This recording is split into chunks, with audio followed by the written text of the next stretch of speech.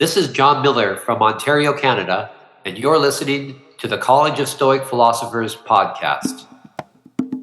Welcome to the College of Stoic Philosophers podcast, a podcast dedicated to exploring the applied philosophy of traditional Stoicism. The College of Stoic Philosophers is an online school founded in 2008. We at the college endeavor to educate all who would be Stoics and Stoic philosophers who aspire to the good life within the world community. Podcast episodes will include discussions of Stoic history, application, interviews, and much more, all while having some fun, fate permitting. I'm your host, Mark Sterry. Thank you for tuning in and welcome to the College of Stoic Philosophers podcast. Jon Miller, welcome to the College of Stoic Philosophers podcast. How's it going today, Jon? It's going fine, thanks. I'm happy to be here. And where are you zooming in from today? A small town north of Kingston, Ontario, which is kind of halfway between Montreal and Toronto. Gotcha. So Jon has this beautiful fish tank behind him. What's that huge fish going right over your shoulder right now? We call that one the Big Biggie. The Big Biggie? He is a Placo. He is at least 14 years old. We've kind of lost track of when he first joined our household. Wow. Is he experiencing blessedness right now, you think? One of the things I like about having different sorts of animals around our household, we have the fish back there. We have dogs. Outside, we have poultry. In the past, we've had horses, is that it exposes us to different kinds of being, different kinds of minds. And it just gives me something to observe and reflect on. As to whether he's experiencing happiness, I haven't decided. All right, a little bit about Jon. Jon Miller is a specialist in early, modern, and ancient philosophy. His particular interest lies in the reception of ancient philosophy by early modern philosophers. He's best known for his work on Spinoza and the Stoics, though he has also published on other early modern thinkers such as Grotius and Descartes and other ancients. Miller has held faculty positions at Queen's University and the University of Minnesota and Uppsala University. And Spinoza and the Stoics is being used as a textbook for our new course here at the College of Stoic Philosophers. So, Jon, I'm coming here from St. Paul, Minnesota. I wanted to ask you, how was your time at the University of Minnesota? It was great. I was there for a semester, taught 2 classes, and got to know a number of faculty. So I really enjoyed that experience. Did you go to school in Wisconsin as well, I also read? I went to Carleton College, actually, which is just south of where you are, an hour or so in Northfield, Minnesota. Northfield it was. Okay. But you're right. My first graduate degree was from the University of Wisconsin. Excellent. Yeah, I love the Midwest myself, and it's always cool. I've had a number of authors on here that had spent time in the Twin Cities here. So not surprising. Yeah, so for folks that listen to this podcast and really don't know much about Spinoza, who was Baruch Spinoza? Okay. Well, his dates are 1632 to 1677. He was Jewish. His family fled Spain as a result of the decision by the royals down there to either expel or force into conversion all Jews. The story of their migration from Spain ending up eventually into the Netherlands is complicated, and I'm not the expert on that. Spinoza led a remarkable life as a relatively young man, about the age of many of our undergraduate students. He was expelled from the synagogue in Amsterdam, and the authorities there wrote a decree which was unmatched in its ferocity, in its condemnation of Spinoza. And when I talk to students here or elsewhere about this event in Spinoza's life, I try to get them to imagine what it would have been like. He was not a wealthy person. His family did not have substantial means. He was in a relatively tolerant city, but of course, the status of Jews in Europe at that time was never completely secure, and he was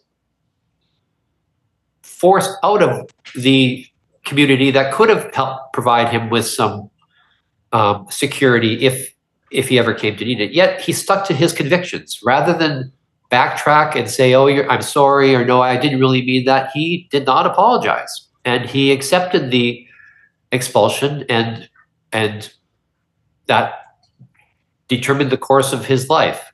That happened around the age of, I forget, but around, let's say, 20, 21. And what exactly did he do to be expelled? Excellent question. And the short answer is, we don't know. We don't know. Yeah. Part of whole books have been written on this.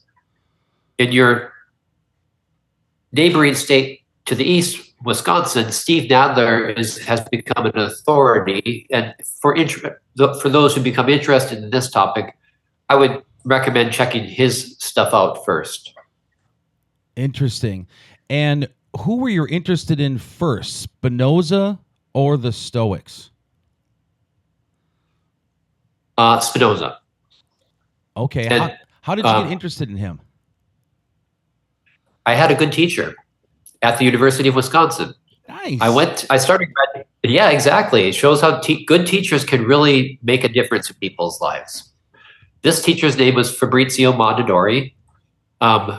He was probably the one genuine eccentric that I've met in my life. Eccentric for me, in my experience, in a pleasant way, but he could be a difficult person as well. I took a required course in early modern philosophy with Professor Mondadori. Really didn't know much at all about those figures. Early modern philosophy is the period roughly from 1600 to 1800. So typically a course would start with Descartes, include Spinoza and Leibniz as the three rationalists, and then it would move to the three empiricists, who are Locke, Berkeley, and Hume. So I took this semester-long course with Professor Mondadori, studied Spinoza with him, and I guess the rest is history. And Descartes was a big influence on Spinoza, correct? Absolutely. Huge. In what way? In many ways. Here's one way that I can tell you that I think will make sense to you without any more context. Descartes said things that Spinoza liked, but then Descartes was more cautious than Spinoza. Earlier, I alluded to Spinoza's biographical incident when he was expelled from the Jewish community. That shows that he was a very brave man. So Spinoza was willing to go places that Descartes was not. Here's one example. In a book of his, Descartes says, really, there's just one thing. He calls it a substance. But in the very next proposition, he backs away from that and says, well, yeah, that's literally true, but in this just ever so slightly qualified sense, there are lots of substances, which is more in line with what the Catholics thought and with what ordinary people thought. Spinoza agreed with the first point Descartes made. He said, there is just one thing. And he stuck to his guns there. And that became one of his most important claims. It's called monism, the idea that there is just one thing, which Spinoza called God or nature. And he got the term substance from Descartes?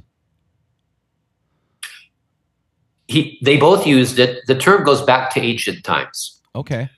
It had become commonplace by the time that they lived in the 1600s. And for folks that don't know what substance is, can you explain what Spinoza and Descartes mean by substance? Excellent question. Here's how I put it in a classroom. So normally we look around the classroom and we see lots of things. We see desks and other humans, and we see windows, and we see books, and we see cell phones and all that kind of stuff.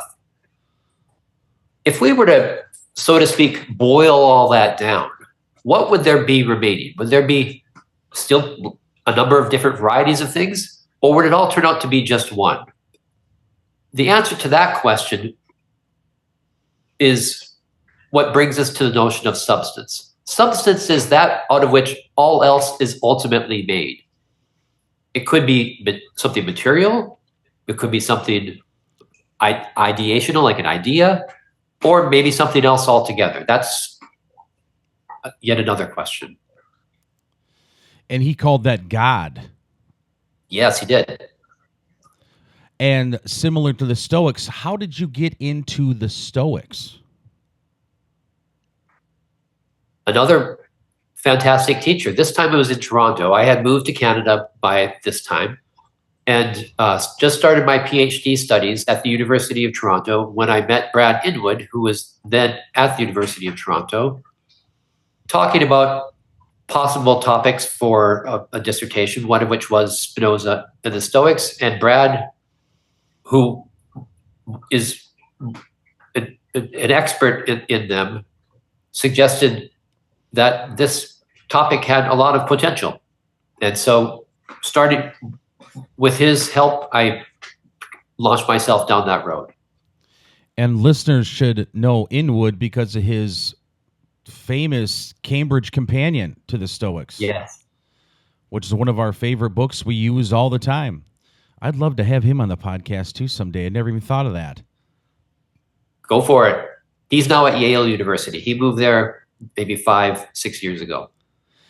And what was it about Stoicism that you found interesting? Was it just in the relationship with Spinoza, or separately did you find it an interesting topic as well? Both of those. So for sure, there's a lot of overlap between Spinoza and the Stoics. And so it's a challenge to try to determine their similarities and their differences. But also on a personal level, I find that Stoicism has a lot of value or merit. And so I wanted to learn it for that reason as well. Do you have a favorite ancient Stoic that you like to study? Gosh, they're all so good. And so different too. And so different too, yes. I guess I spend most of my time with the earliest Stoics, the founding scholarchs of Zeno, Cleanthes, and Chrysippus.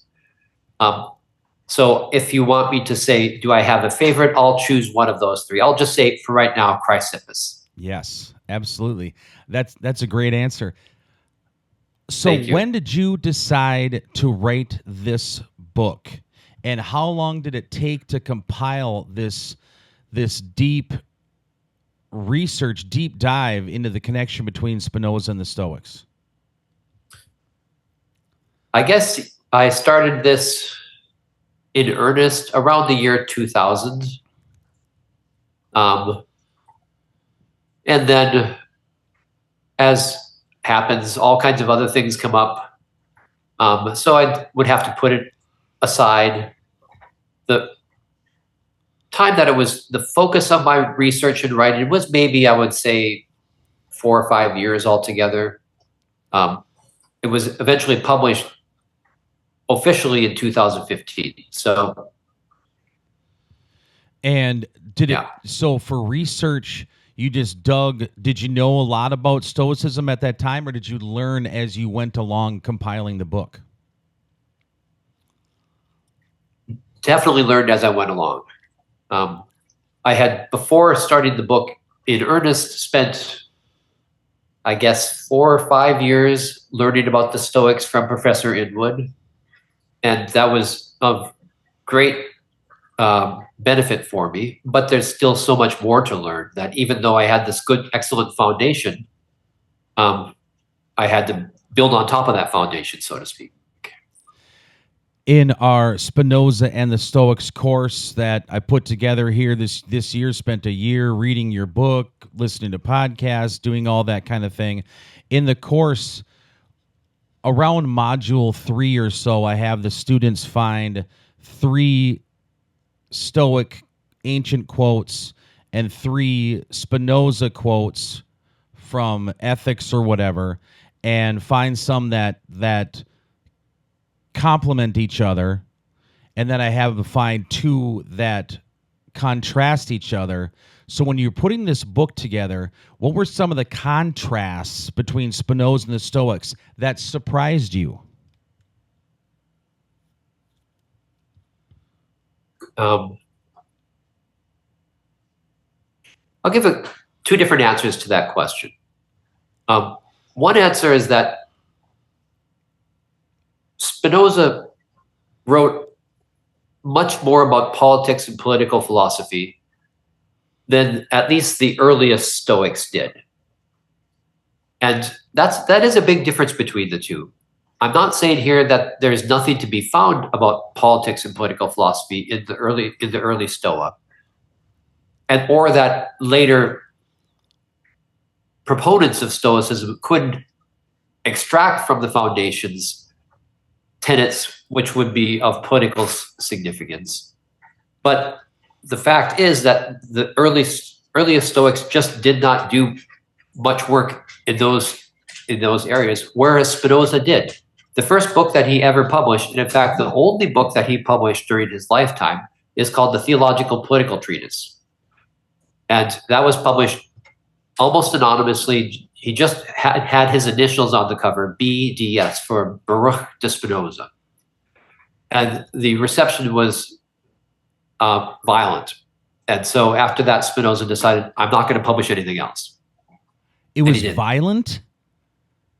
Yes. Well, violent in the sense of violent rhetoric, not physical violence. So that's one contrast between the two. Another contrast concerns a topic that they both did actually write on a lot. And I'm just in my mind decided, because there are various options we could go for here. But one is, I'll return to what I talked about earlier, the notion of philosophical monism, that ultimately all of the universe, I'm looking around the living room of our house now, all of this ultimately is part of one thing, which Spinoza called God. Sometimes he called it God or nature. The Stoics thought similarly to Spinoza, but the way they understood this one thing was different. And so we could get into the details if you want to, but I'll just draw that as I'll cite that as an example of a specific issue that they both wrote on a lot, but they disagreed about. What did they disagree about?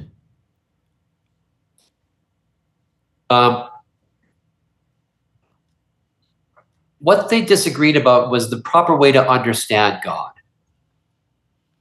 So for Spinoza, of course, there are different interpretations, but one common interpretation is that Spinoza took God to be all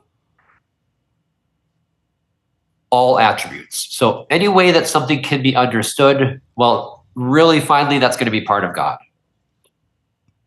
And so put like that, it leaves open the possibility that God could be many, many different things. For sure, God is matter, and God is mind, so to speak. But God could also be other things if there are other things. It is true that we humans can't grasp what those other things might be, but that's just a limitation of our mental capacities.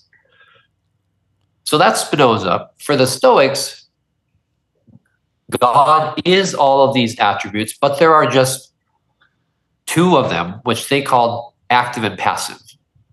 And they correlate roughly to mind and matter.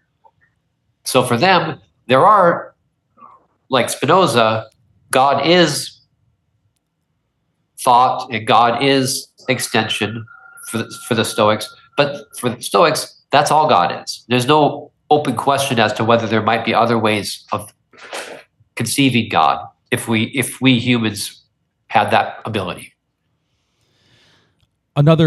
A few differences that stuck out to me. Would you call Spinoza a hard determinist versus the Stoics are soft determinists where we have some agency? That's a big difference. Yeah, I wish I'd thought of it. And I was hoping you'd explain one thing you talk about in the book, how Spinoza would not agree in the Stoics' idea of assent. Listeners might find that interesting. Right. So can I first sketch the basic Stoic thesis here? Absolutely. Please do. Okay. So, and this is simplifying, but I hope it's still more or less accurate. So for Stoics think this: what happens when I act? Well, what happens is this: I receive some information from the world. That information determines my response. If I assent to that information, then an action ensues. If I withhold my assent to that information, then not. So for Stoics, our agency lies in that very act of assent itself.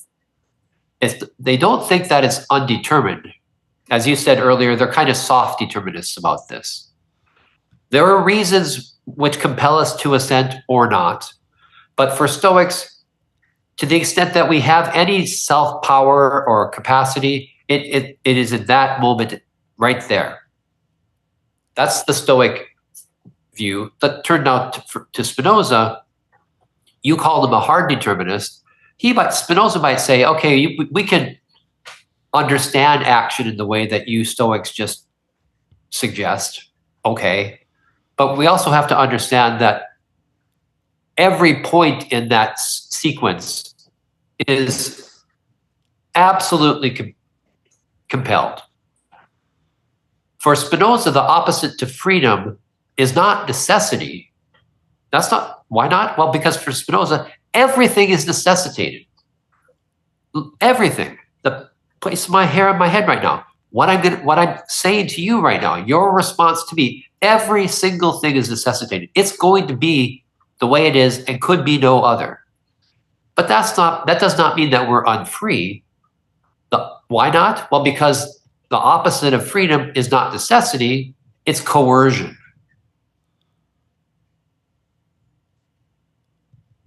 So that is as you rightly suggest, Mark, that is a huge difference between Spinoza and the Stoics. It might be to non-philosophers that this is kind of making a mountain out of a molehill, and maybe there's something to that. But to philosophers, to Spinoza, if he thought about this, I'm not sure if he did, but he would have not liked this Stoic idea. And vice versa for the Stoics, if they were to read Spinoza. Another one I wanted to ask you about was sometimes Stoics feel it's okay to commit suicide. They don't advocate for it, but there's situations where it may be noble or whatever, like Seneca, where you said that Spinoza said that would be impossible. Yes. Can you expand on that? Sure. And so this is my interpretation. Others might disagree, but I'll tell you my take on it. So Stoics, well, here's one issue. Stoics talked about whether Socrates' death was a suicide. Of course, he had been sentenced to death by the authorities in Athens, forced to drink hemlock. At the same time, Socrates had the opportunity to escape from jail. His friends could have helped him do that, and he could have gone off to live elsewhere. He refused. And so later Stoics look back on Socrates' death and talk about it as a kind of suicide. So for Stoics, suicide was definitely possible, and there are circumstances in which it's not just the understandable action, but the right action. So if Socrates' death is a suicide, well, why is that both understandable and right for Stoics? Well, it's because he's doing the virtuous thing. It would have been cowardly to run away. Rather, he showed the world what true courage was and how to stand up to basically bullies. That's the Stoic side. If you turn to Spinoza, In some early letters, especially, but it also comes up in his main book, The Ethics, he addresses the topic of suicide. I'm not sure if he uses the exact word, but nevertheless, it's clear that that's what he's talking about. And here's what one of his correspondents says to him. It's around letter number 20, 21, somewhere thereabouts. The correspondent says to Spinoza, you say that the right action is the action which conforms to my nature. Well, what if my nature is to be, like I'll say in modern terms, someone who suffers serious mental illnesses so that I am contemplating committing suicide? Would that then be the right thing for me to do? Spinoza's response to this is, well, if that's truly the case, if it's truly the case that suicide would conform to one's nature, then since the right action is the action which conforms to our nature, that would be the right thing to do. But he denies the antecedent to that, the whole if part. He says, but that's never the case. It's never the case because our natures are to be self-preserving beings. That is our fundamental impulse for Spinoza, and that overrides anything else about us. And so actions that seem to us to be acts of suicide are not cases where the agent, out of his own inner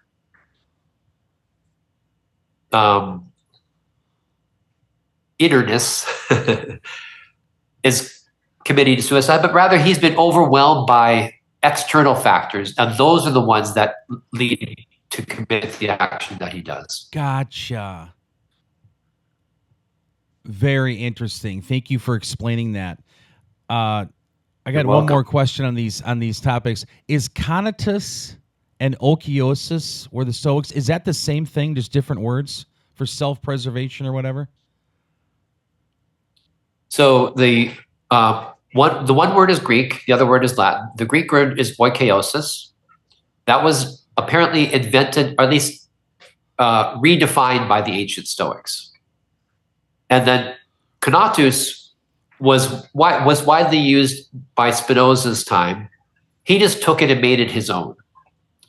And for the Stoics, oikeiosis defines ourselves. What we are social beings.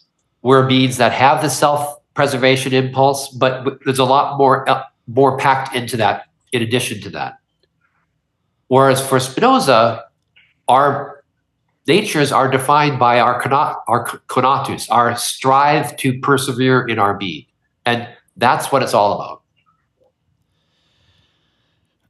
So since Spinoza came significantly after the ancient Stoics, how much influence did the Stoics have on his philosophy? I know you delve into this book, into your book, but would you mind explaining some of that? Sure.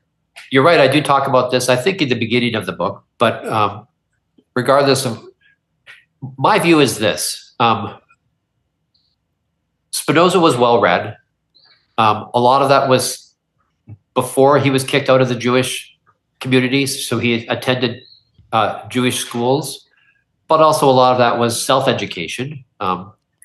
So he knew a lot, and when Spinoza died, he, among his remains of the material possessions was his library. And a few days after his death, some of his friends had the foresight to think, well, other people might be interested to know what books Spinoza had, because he was not rich. And so if he's going to use his little bit of money to buy a book, which was expensive, it would show that he's pretty interested in this particular author or this particular book. So we have it's an incomplete list because probably some of the books have been removed by this time, but nevertheless, we have like say 90% of the books that Spinoza had. And they tell us more about what he read, what he was interested in, and so forth. And there were Stoic books in that collection. They were not the ones that today we regard as the most important, but nevertheless, they're there. So Spinoza did read Stoics, and he would have been aware of them as Stoic. At the same time, Spinoza was a genius. And I use that word very cautiously. There are not, in my lifetime, with apologies, say to Professor Inwood and Professor Mondadori, whom I mentioned, I don't know that I've ever met a true genius in the sense that I'm now talking about Spinoza. Spinoza was that. And he was his own man. He's going to go wherever the logic takes him. So in my view, Spinoza did go in a Stoic direction, but not because he was really influenced by the Stoics, but rather because he thought that was the right way to go. Fascinating. I became aware of Spinoza while putting together the Stoic Cosmic Consciousness course, and there's this great book by Harrison, and Yes. where he talks about Spinoza and relates it to the Stoics, and that kind of got things brewing in my brain anyway. And I went on a major deep dive for a year on Spinoza, including your book.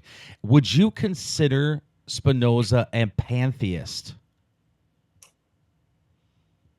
Ooh.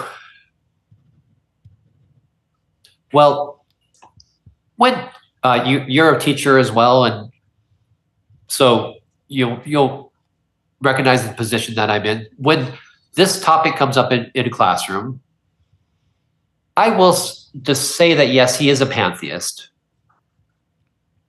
In my head, though, I'm thinking, but there's an asterisk by that. And depending on the group of students that are gathered in front of me, some of them might want to know, well, but really? And then I'll go into the caveats. But more or less, he belongs in that camp. What would you say? I'm with you. I'm still making my decisions about it. I'm still learning about him with every student, with everyone that comes through, and with every podcast I listen to. I think I lean towards that because I love Stoicism so much. And the Stoics, I was taught way early the Stoics were panpsychists by the founder of the college, but they're actually, pantheists. And so I'm kind of leaning towards that. And that's how I got into Spinoza. So I suppose the romantic in me wishes he was the great grandfather of pantheism. But yes, I'm still formulating my thoughts on all that. Yeah. I was going to share with you, when doing the beta testing, actually the president of the college, Mitch, off the first portion of the course, we dive into Spinoza's personal life, like things about him, why he was excommunicated, that kind of thing. And Mitch went into a deep dive on why Spinoza was a lens grinder. And I haven't heard much about people diving into why he took that up as a trade. And Mitch came up with all these resources that a lot of scientific-minded folks were interested in that because yes, and maybe that's how the geometry and things worked its way into Spinoza's philosophy. So have you done any thinking on why he decided to be a lens grinder? I've done a little bit, but not as much as your colleague seems to have done. To the extent that I thought about that specific issue, it seems like I'm in agreement with I'll call him Mitch as well, with apologies for being so informal. Oh no, he goes by Mitch. Okay.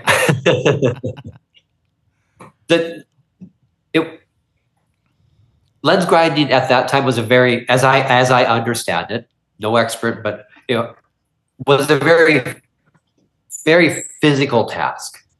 And if the lens was not ground, almost, of course, true perfection was not possible, but with as close as you could get to perfection, the light would be refracted in ways that were unhelpful. And so, and also at this time, new worlds were being opened up, courtesy of the microscope, so we could see things, literally see things before we couldn't see. But also the telescope up in the heavens. We can now see things that we couldn't see before. Both of those devices required lenses. And so Spinoza was participating in what, at the very time that he was alive, this was a huge advance in science. Yes, the grinding of the lenses is not the theorizing that would be required to understand the results of microscopy or telemetry, but it was his way of getting involved and also earning some income. There is question about how much he actually was paid, but to the extent that he had a remunerative job, that was it. Yeah, thanks for expanding on that, because a lot of times everyone just says he's a lens grinder, and it never goes further than that, and that's how he died, from the dust from that and wrecked his lungs. Are there any aspects of Spinoza and the Stoics' philosophy that you find applicable to your own personal life? Yeah, lots.